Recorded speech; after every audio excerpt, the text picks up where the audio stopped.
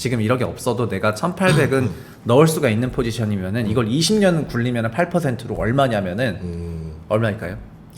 1,800만 원씩 20년을 굴리면은 원금이 한 4만 6천 되는 그쵸? 거잖아요. 어마어마할 것 같은데. 맞아요. 그냥 한 8억 3천 돼요. 20년 딱 굴렸을 때 8억 3천 되고 그리고 8%로 굴러가지 않습니까? 네. 그러니까 제가 여기서 5천만 원씩 찾아 뺐어도 네.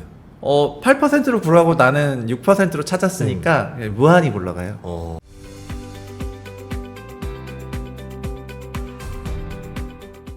안녕하세요. 네, 이번 시간에는 우리 최상욱 대표님을 모셨습니다. 오랜만입니다. 네, 안녕하십니까. 우리 갓인구님. 오랜만이라고 하기엔 저희가 올해 한 3-4번 된 것 같거든요. 네, 올해 굉장히 자주 뵀습니다. 이재명 네. 대통령 때부터 뵈기 시작해가지고. 그러게 말입니다. 신간이 나왔어요. 그래서 신간 네. 나왔는데 순위가 높아서 네. 저는 제가 추천사를 써서 그렇다. 그렇죠. 여기 추천사가 완전 또 잘 들어가가지고. 네, 그래서 잘 팔린 거 아닌가 이러다가 제가 전인구 코인에 탑승을 해가지고 책이 잘 팔리고 있습니다. 아마 책 제목이 좀 독특했었거든요. 네, 달러 자산 1억으로 평생 월급 완성하라 이런 내용이에요. 그러니까 저는 오히려 책이 지금 이번에 사람들한테 사랑을 받았던 이유가 그것 때문이 아닌가 싶은데 네.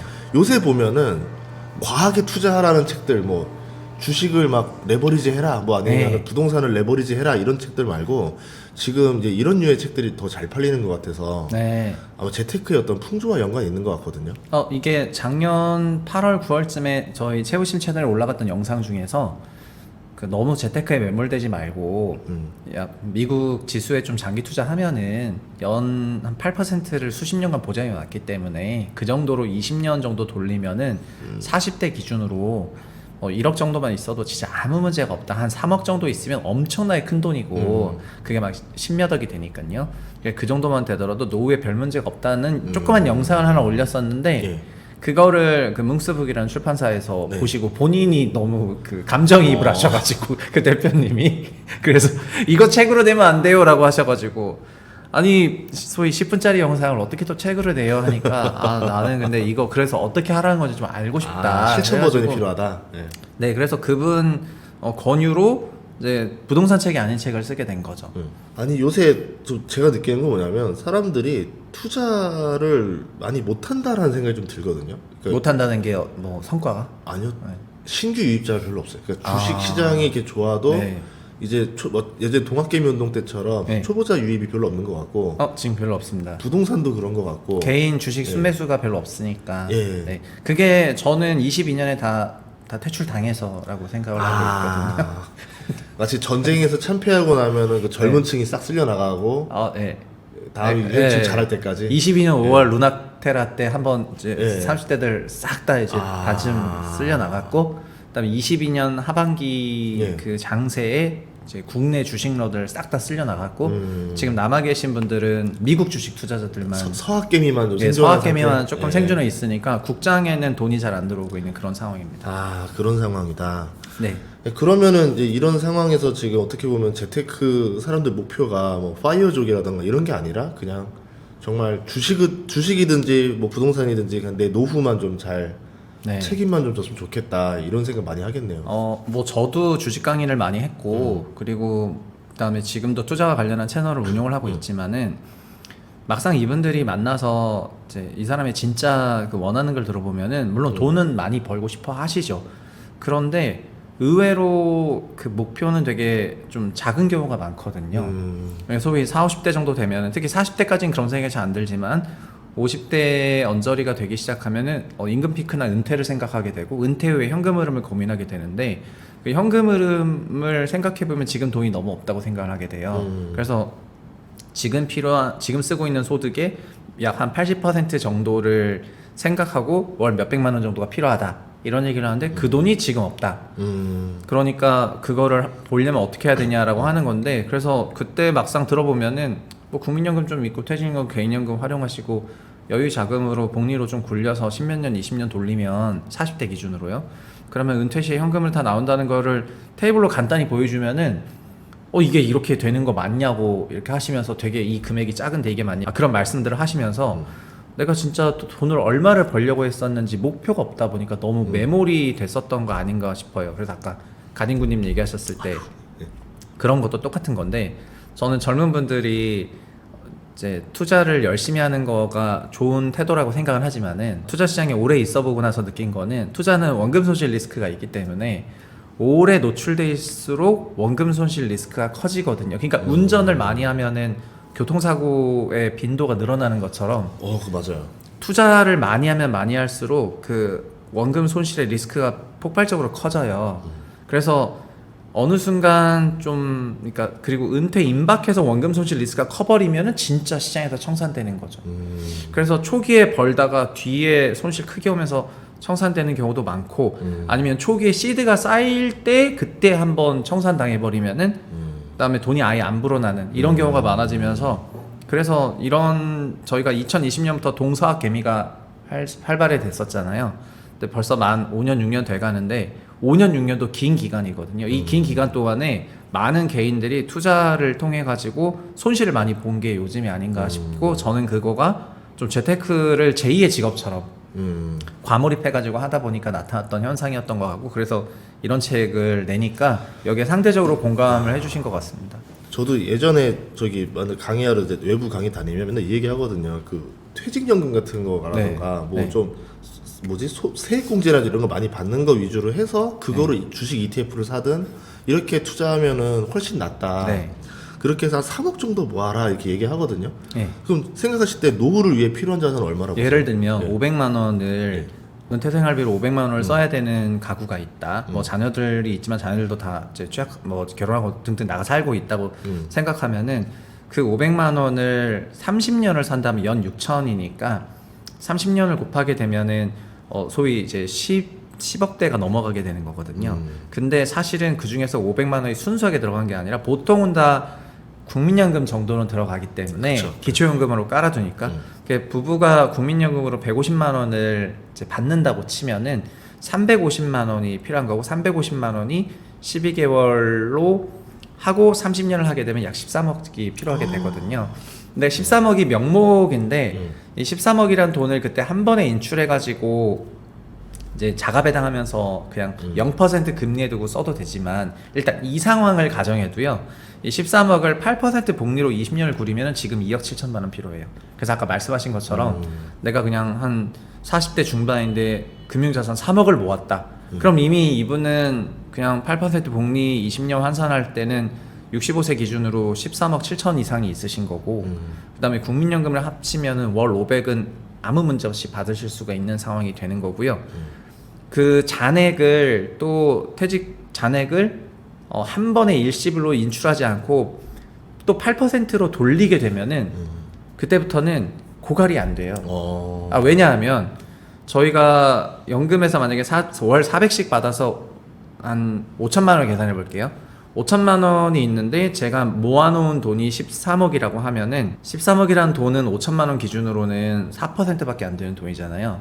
근데 저는 8%로 굴린다면은 6%로만 굴리더라도 원본에 손실이 없어요. 그러니까 인출은 4%로 하고 굴리는 건 6%로 하면은 원본 손실 없이 무제한 늘어나기 때문에 그래서 사실 2억 7천도 필요 없고 사실 1억만 있어도 이런 방식으로 계산하면은 그냥 죽을 때까지 종신형으로 받을 수가 있게 되거든요. 그래서 그 돈이 노력해서 뭐 될 수도 있는 돈이란 얘기입니다. 지금 30대 생각했을 때 1억도 없는 분들 굉장히 많지만 그거를 이제 잘 모으기만 하면은 얼마든지 노후나 이런 부분에 문제가 없습니다. 그럼 이 계산에서 핵심은 수익률이 꾸준히 8% 정도 나와야 되는 얘기죠? 네, 저는 그래서 꼭 8%는 어려운 수치니까 뭐 6%도 있고 4%도 있고 그 퍼센트 단위에 따라서 자기가 돈이 다른 건데 그다음 결국 이게 그 투자 시장에서 말하는 리스크 리턴 프로파일인데 내가 리스크 몇 퍼센트로 기대 수익률이 그게 이제 이렇게 하면 리스크 얼마나 되는 거인지에 대한 그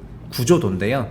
제가 8%를 조금 원하게 되면 리스크가 좀 열리는 거고 4%를 원하게 되면은 무위험 자산들 그렇죠. 국채 네 그런 자산들에 넣으면 되는 거니까 약간 안정적인 건데 위로 가면 갈수록 어려워지는 건 하지만 근데 어떻게 보면은 굉장히 분산된 좋은 알짜 자산인 S&P 같은 경우에는 장기 수익률이 8%가 넘어가니까 거의 지난 60년을 보더라도요. 물론 S&P도 이제 2010년대부터 크게 올랐으니까 앞으로는 안 좋아질 수도 있지만 그거를 이제 섞어가지고 배분하면 얼마인지 되는 거여가지고 그런 부분이 안 되는 건 아니라고 생각을 하고 있어서 이렇게 하면 되겠네. S&P 500이 한 10% 정도라고 계산하면 네.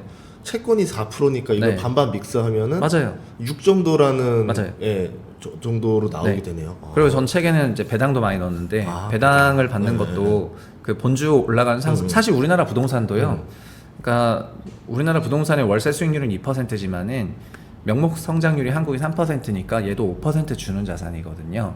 그러니까 냉정하게 보면은 건물들도 다 그런 맥락에서 요구 수익률이 약 7, 8% 정도 되니까 국내 건물을 하는데 잠재 성장률이 빠지니까 부동산 대신 딴 거로 지금 많이 하려고 생각하고 있는 건데 이렇게 좀 생각을 섞어서 장기 복리 수익률을 낸다고만 하면은 네. 그리고 더 무서운 건 뭐냐면 저희가 퇴직연금이 예.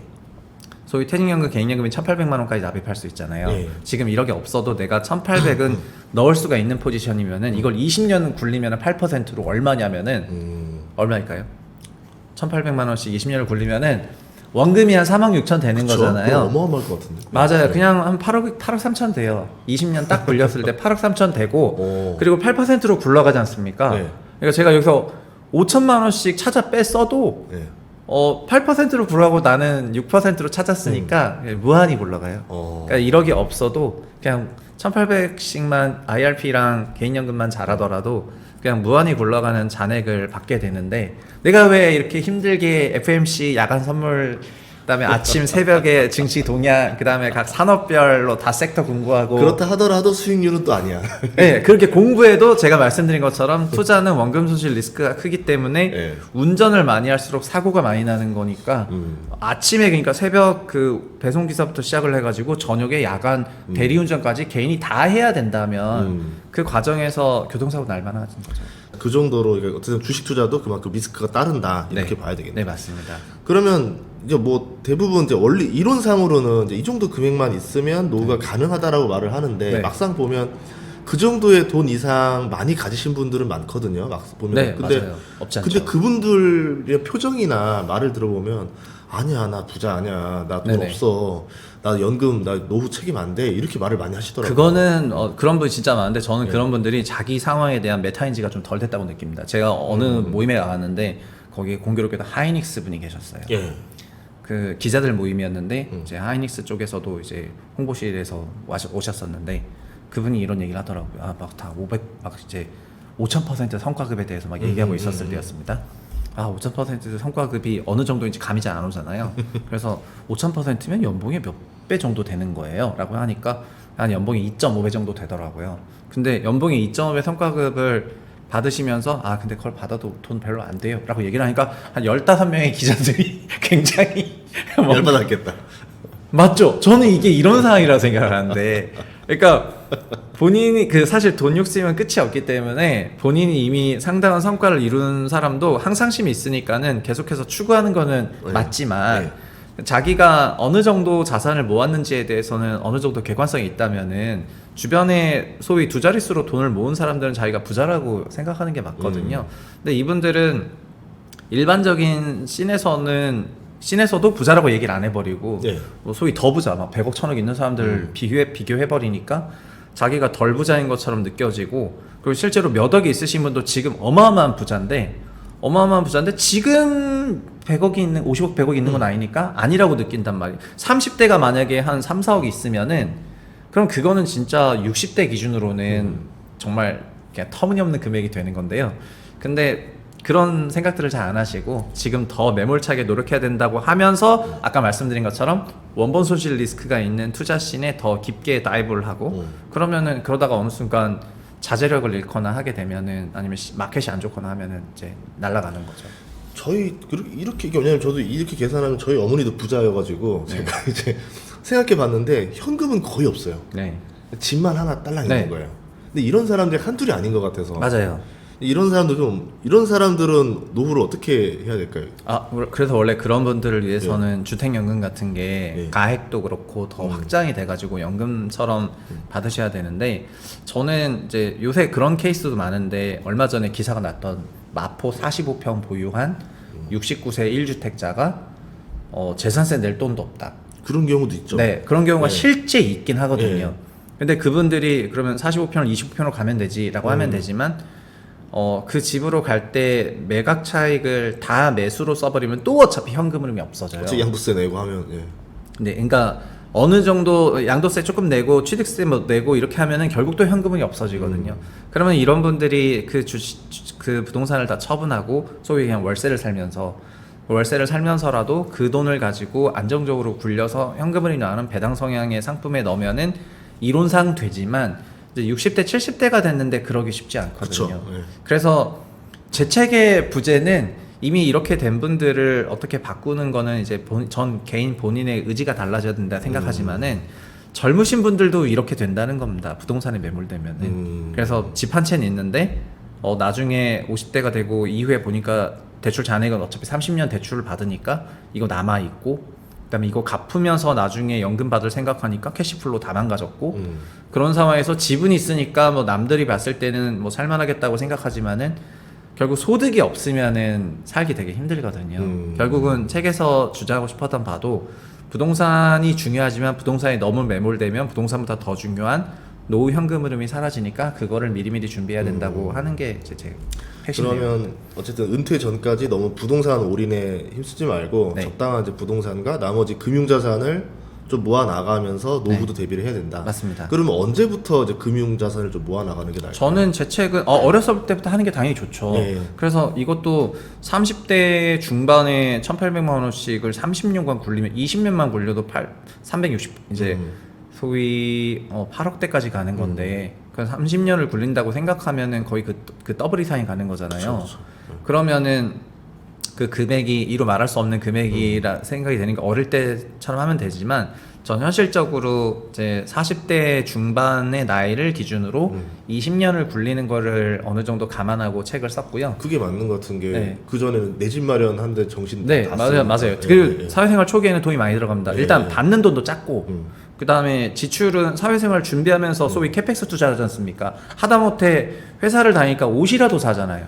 그러니까 옷 사고 뭐 사고 이제 월세 살고 아니면 전세 대출 받아서 전세 살고 하면서 초기 캐펙스 투자가 많으니까 마이너스 현금 흐름에서 또 여기대 뭐 데이트 겹치고 뭐 그다음에 코인으로 잠깐 또 물리고 이러면은 플러스 날 일이 없거든요. 그쵸, 예. 그러다가 그거를 어영부영 플러스로 막 돌파시키는 그 과정에서 자기의 그 짠수리 같은 생활이 필요하고 그러면서 플러스를 하고 나면은 40 중반까지 모이는 돈이 없어요. 또 40 중반부터는 또 자녀 학원비에다 또 때려박고. 예, 애가 나오면. 근데 애는 어쨌든 8살 전까지는 돈이 많이 안 들어가요. 네, 생각보다는. 네, 그렇죠.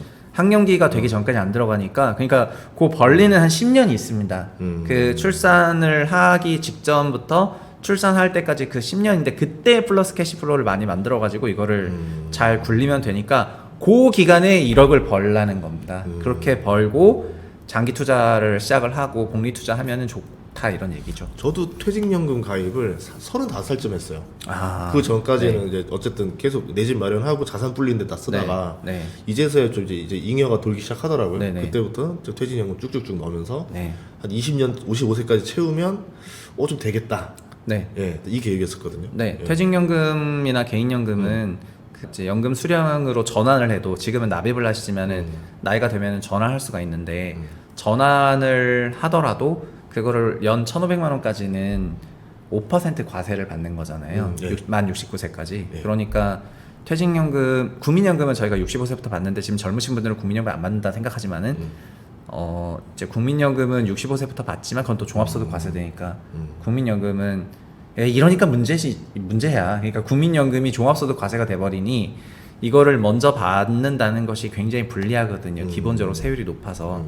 근데 퇴직연금으로 아까 퇴직연금 계좌에서 5천만 원까지는 그 빼는 거는 그러니까 불리는 거는 그렇지만 세액공제는 1,500까지는 5.5%지만 그걸 넘어도 16.5%밖에 안 되니까. 그러니까 세금이 싼 거죠. 그렇죠. 그러니까 이런 제도를 잘 활용해서 55세 이후부터 계속 굴려나가도 되는 거고 그 투자형으로 맡겨가지고 그러니까 너무 스트레스 받으실 필요가 없습니다. 저는 그래서 이거를 그냥 소위 말해서 뭐 돈 안 벌어도 괜찮다 뭐 이런 힐링하러 온 게 아니고 아니 왜 그렇게 타이트하게 그 영혼을 걸어가지고 자기의 전 시간 인생을 매몰차게 아침부터 모든 방송 다 보고 모든 뉴스 다 보고 게다가 주말에 임장 크루 뛰고 와. 이러면서 시간을 다 매몰차게 보낸 다음에 또 토 일에는 코인 돌아가니까 코인에도 잠깐 갔다가 그럼 월화수목금 낮에 아침 8시 이제 NXT 마켓 열려서 8시부터 주식할 수 있잖아요.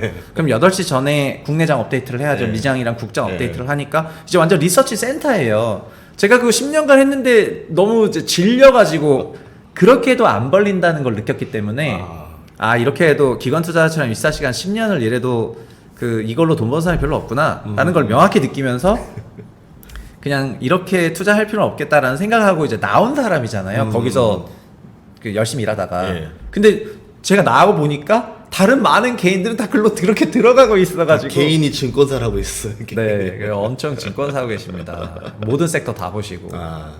그럼 노후 자산 이제 했을 때 예를 들어 좀 은퇴 이제 딱 직전인 사람으로 쳤을 때 한 10억 정도라 그러면 부동산 주식 몇 대 몇 정도 비율이 제일 좋아요? 저는 이제 금융자산은 많을수록 좋다 생각하고요.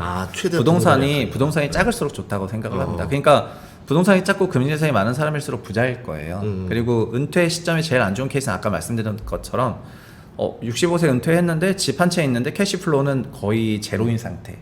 그러니까 부동산에 잔금 대출이 남아 있고 그거 갚다 보면은 이제 연금 받고 퇴직연금 받고 하는 거가 똔똔치고 그럼 결국 생활비가 완전 없어지는 상태랄까? 그럼 그런 분들은 어쩔 수 없이 주택연금에 가입할 수밖에 없는데 근데 이런 케이스가 제일 안 좋은 케이스라고 생각합니다.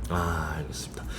자, 책 제목이 달러 자산 1억인데 그럼 수많은 자산 중에서 왜 하필 달러 자산일까? 네. 이게 좀 궁금했어요. 그거는 제가 한 2, 3년 전에 우리 채널을 통해서 계속해서 주장했던 피카우 코리아의 그 연장선에 있습니다. 그래서 피카우 코리아라는 거는 2035년부터 1970년생이 65세가 되면 연금과 건보료 쪽에서 엄청난 적자가 나게 되는데 한국이 그런 과정에서 세수는 또 노동시장 퇴출 인구가 너무 많다 보니까 AI를 통한 생산성 혁신이 있다 손 치더라도 그게 커버가 안 되는 정도로 연 50만 명씩 빠져나가거든요. 그 생산 가능 인구가.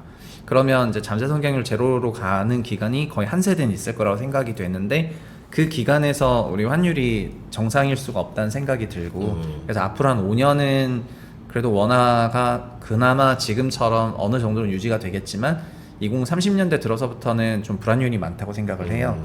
그런 맥락에서 보면은 이제 외화 자산을 갖고 있는 것이 좋다고 생각이 되고 외화 자산 1티어가 결국은 달러기 때문에 달러 자산 1억으로 준비하라는 거는 환율까지 염두에 둔 부분입니다.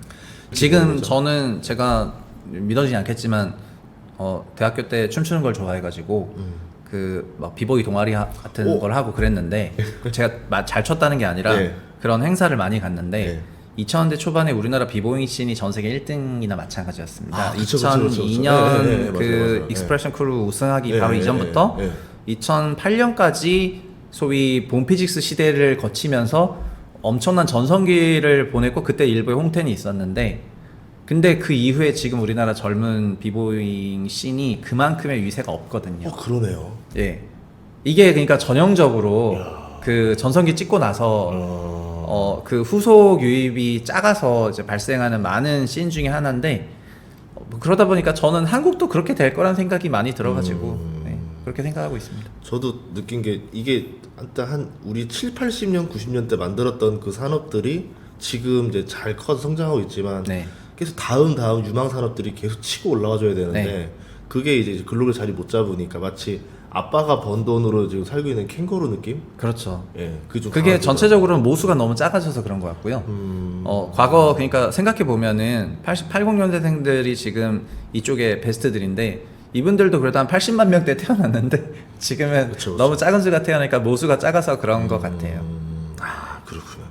그래서 그때를 대비해야 된다. 그런 맥락에서 달러 자산이라는 걸 했고, 그러니까 원화 자산이라는 게 지금은 좋아 보이지만 사실 2020년 그 이전이라고 생각해보면 환율이 평균 1,100원이라고 생각했는데 지금 어쨌든 1,400원이었고, 그러니까 1,360원, 80원이었는데 그러다가 12월을 거치면서 1,430원 떴다가 지금 내려왔지만 다시 또 어영부영 1,400원이고, 게다가 그렇다고 지금 달러가 인덱스가 뭐 세냐 그것도 아니었잖아요. 그런데 원화도 같이 약했기 때문에 뭐 내년만 놓고 보자면 올해보다 경제가 좋고 이런 부분이 일부 있겠으나 장기적으로 보면은 약해 보여서 환율을 고려해서 외화자산 투자를 많이 하는 게 좋다. 그래서 환해지 상품보다는 환을 해지하지 않는 상품을 가입하는 것이 저는 좀 더 환노출이 좀 더 낫다고 생각합니다. 그러면은 어떤 좀 예시를 들어서 어떤 것들을 네. 투자해야 되는 거예요? 그래서 기본적인 건 당연히 그 미국 S&P나 나스닥 같은 그런 지수 ETF 투자를 하는 게 좋은데요. 책에서는 이제 예를 들면 지수 ETF 투자를 하라는 건 소위 패시브 ETF를 투자를 하라는 건데 올해 상반기에 조금 달라진 거는 올해 상반기만은 아니지만 지난 2, 3년간 액티브 ETF가 엄청 커졌거든요. 가령 저희가 잘 알고 있는 그러니까 저희 같은 애널리스트는 패시브 ETF 때문에 직장을 잃은 케이스가 되는 건데 이제 패시브 ETF는 지수를 그냥 비중별로 사버리니까 개별주에 대한 차별화 요인이 없고 그냥 바스켓으로 다 사버려가지고 개별주 차별적으로 보는 사람들이 시장에서 소거가 되고 퇴출이 되면서 저희도 이제 안 좋아지게 된 그 산업 중에 하나인데요. 근데 AI와 함께 혁신의 시대가 되다 보니까 혁신 기업과 비혁신 기업 간의 주가 격차가 너무 벌어지고 이런 혁신 기업을 잘 편입하는 ETF들의 성과가 압도적으로 높거든요. 가령 예를 들면은 나스닥을 베이스로 하는 ETF 그 중에 제일 유명한 게 QQQ나 QQQM이 있는데 QQQ나 QQQM의 1년 수익률이 20%대지만 타임폴리오에서 하고 있는 이제 나스닥 QQQ 액티브죠. 이제 액티브 QQQ 같은 경우에는 1년 수익률이 거의 60%니까 이제 지수만 좀 액티브하게 사팔사팔 했는데 그 안에 있는 지수 베이스로 70% 추종하고 30%만 그냥 액티브 매니저의 전략을 담아가지고 운용했는데 연 이 정도 수익률이 나오고 그러니까 액티브와 패시브를 또 반반 섞으면 된다 생각해요. 그러니까 S&P가 장기 9%를 주는 거지만은 패시브 S&P로 대표적인 뭐 IBB든 VO든 이제 SPY든 이런 걸 반 채운다면은 액티브 S&P를 사고 그 다음에 S&P랑 나스닥을 또 쪼개서 살 거면은 그럼 나스닥도 그냥 QQQ나 QQQM을 사면 되는데 액티브 QQQ나 액티브 QQQM을 또 사면 된다 이 말이죠.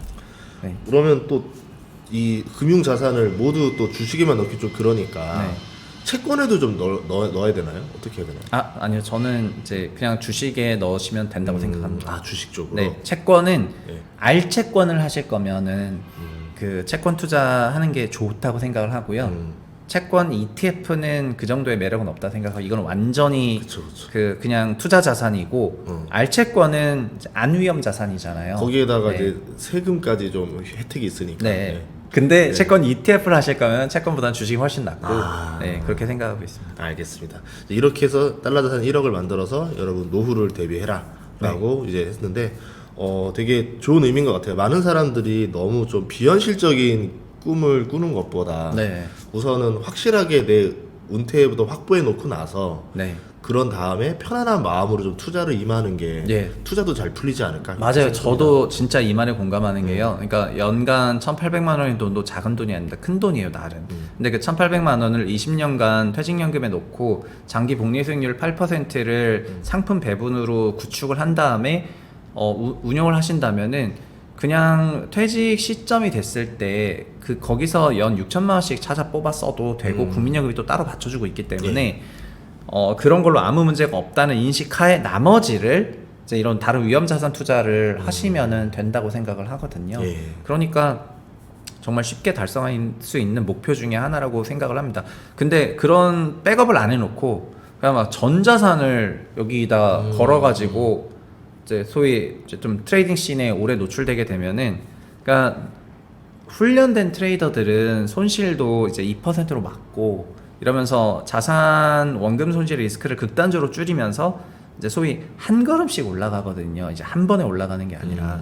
근데 이것도 훈련된 트레이닝이 되게 필요한데 개인들이 일반적으로 이런 이제 고도로 훈련을 따로 받는 건 아니기 때문에 시장에서 적응해야 되는데 버핏이 한 말 중에 유명한 말이 있거든요. 그냥 경험이 많은 사람이랑 돈 많은 사람이 항상 시장에 있는데 돈이 많은 사람은 돈을 뺏기면서 경험을 쌓고 경험이 많은 사람은 그 돈을 가져간단 말이 있어요. 저는 이 말이 진짜 맞다고 생각하는데 근데 그래서 자기 돈을 가지고 트레이딩을 하다가 그 돈이 잃어가는 과정에서 이제 경험만 남게 되는 상황이 되면은 근데 경험이 남아서 또 여유돈이 있다면 이 사람이 이제 불릴 수가 있는 건데 경험만 남아버리고 퇴출되는 분들이 너무 많거든요. 그러면 뭔 의미가 있나요? 그러네요. 살아남는 투자자가 되자라는 말을 기억하도록 하겠습니다. 왜 달러 자산 1억을 모아야 되는가? 여러분들 또 최상욱님 책이 있거든요. 더보기랑 고정 댓글 링크 있으니까 또 많은 사랑 부탁드리겠습니다. 고맙습니다.